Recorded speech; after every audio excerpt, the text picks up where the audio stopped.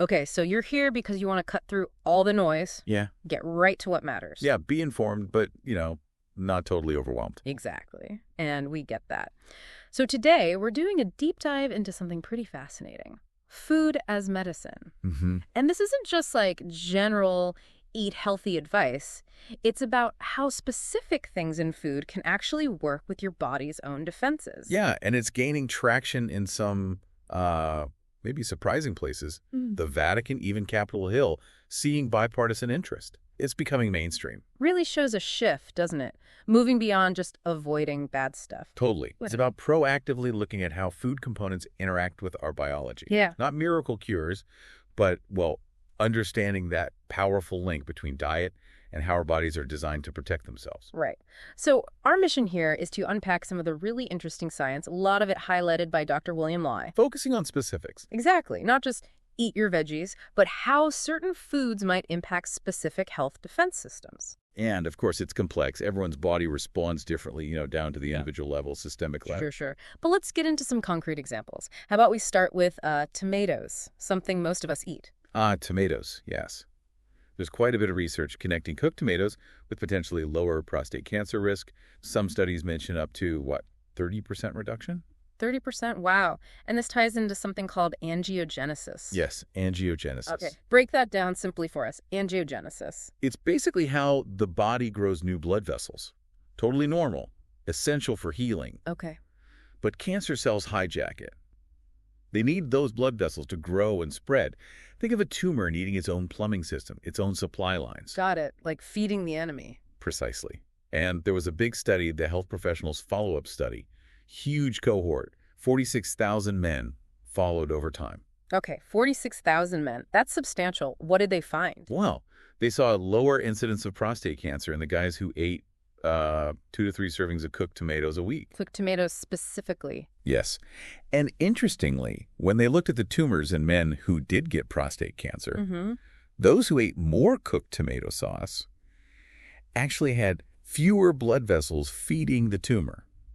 And the tumors looked less aggressive. Fewer blood vessels, so Yeah. potentially starving it a bit. That seems to be the idea, yeah. Yeah. Hindering its growth path. So it's not just any tomato, right?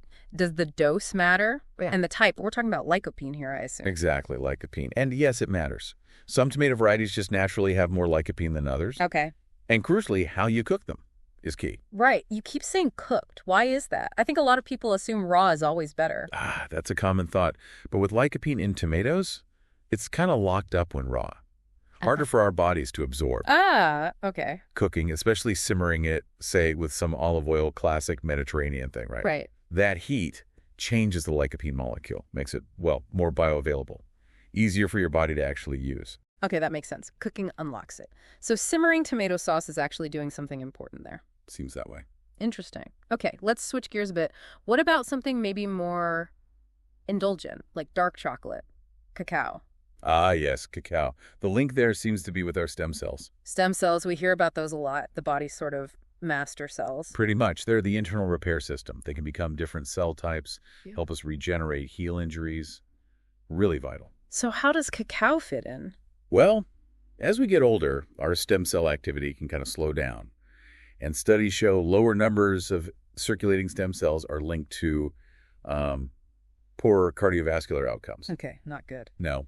But the polyphenols in cacao, especially good quality dark chocolate, seem to encourage these stem cells to get moving, to circulate more. Really? How much of an effect? There was one study, I think, with men around 60 who already had cardiovascular issues. They had high polyphenol cacao for about a month, and their circulating stem cell count essentially doubled. Doubled. That's quite something. It is. Now, look, it's not the whole answer to heart disease, obviously. Of course. But it's definitely an encouraging finding. Suggests diet can support these natural repair processes. Absolutely. Okay, first, cooked tomatoes potentially messing with cancer supply lines. Now, cacao may be boosting our repair crews. What's next? Walnuts. Walnuts, yeah. And this connects to another really important area in cancer research. Cancer stem cells. Cancer stem cells. Okay, what are those exactly? They're thought to be a small group of cells inside a tumor that are really tough. They resist treatment and are probably responsible for cancer coming back later. Ah, the recurrence problem. Exactly. So finding something that can knock out these specific cells, that's like the holy grail for researchers. I can imagine. And walnuts might play a role. There's emerging research suggesting walnuts, and actually tree nuts more broadly, have compounds that might inhibit these cancer stem cells. Interesting. Any specific studies? Yeah, there were findings presented at ASCO, the American Society of Clinical Oncology. That's a huge respected conference. Right, a big deal if it's presented there. Definitely. This study followed about 800 patients, stage 3 colon cancer, all getting chemo. Okay. They found that the patients eating 2 or more servings of tree nuts a week, including walnuts, had, well, a 53% better overall survival rate. 53%. Yeah. And get this, a 36% lower chance of the cancer coming back after surgery. Wow. That is really significant, especially alongside standard treatment. It really is. It points toward how diet can potentially work synergistically with medicine. Okay, let's shift focus again. How about the gut, the microbiome? Kiwi fruit comes up sometimes. The gut microbiome, such a huge area now. Trillions of microbes in there affecting everything from digestion to immunity, even mood. It's amazing how central it is. So, kiwi. Kiwi fruit is considered a prebiotic. Prebiotic, so not the bacteria themselves, but food for the good bacteria. Exactly. Probiotics are the good bugs, prebiotics are their lunch. Kiwi provides specific fibers and compounds that help the beneficial gut bacteria thrive. Makes sense. They need fuel too. Right, and there have been some small pilot studies looking at this. Female volunteers eating kiwi. Yeah. What happened? They saw an increase in certain good bacteria pretty quickly.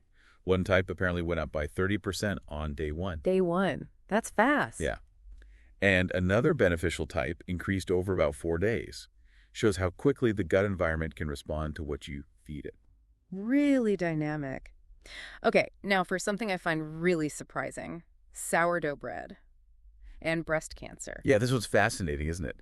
Sourdough bread has that specific bacterium, Lactobacillus reuteri.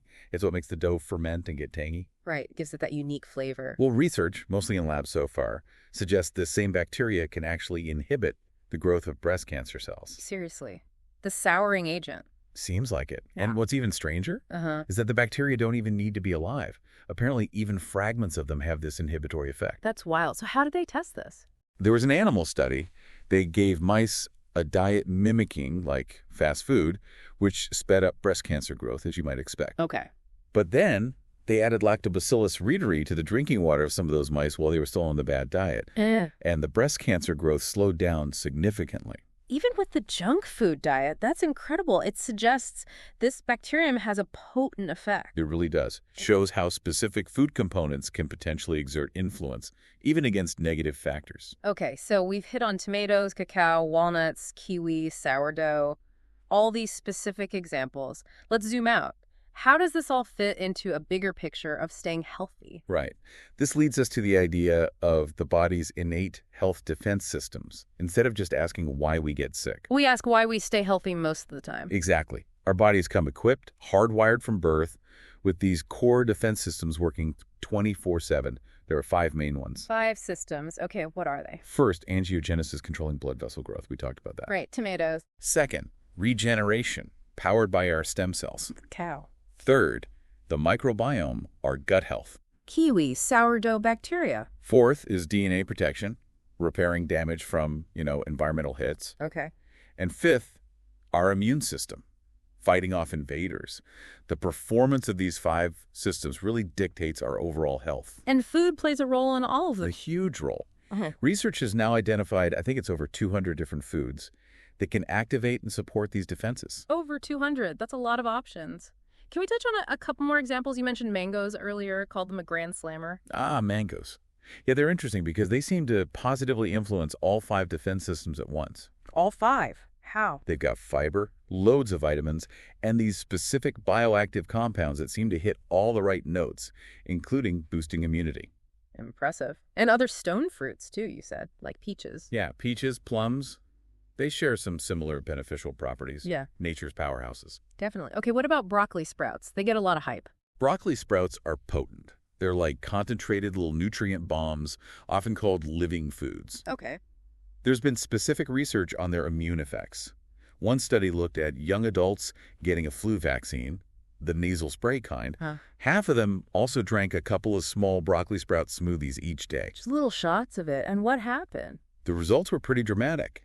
The sprout group showed a 20-fold better immune response to the flu virus compared to the vaccine-only group. 20 times. That's huge. It is. And even better, when they swabbed their noses, the virus was practically eliminated in the sprout group. Wow. So the sprouts really amplified the vaccine's effect, it sounds like. Seems that way. A powerful boost to the immune defense. Amazing. Okay, one more. Mushrooms. Always hear good things about mushrooms. Absolutely. Mushrooms are well-known immune stimulators. The key compound is often beta-glucan, a type of fiber found mainly in the cap. Right, the cap. That's usually what people focus on cooking. Usually, yeah. But here's a neat finding.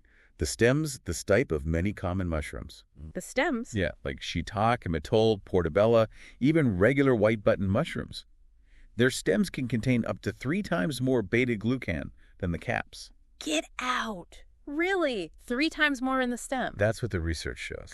So don't throw out those stems. That's a fantastic tip. I definitely chop those off sometimes. So eat the whole mushroom. Cook the whole thing, stems and all, to get the maximum benefit. Great advice. So pulling all this together, it's not really about some magic bullet food or a super restrictive diet, is it? Not at all.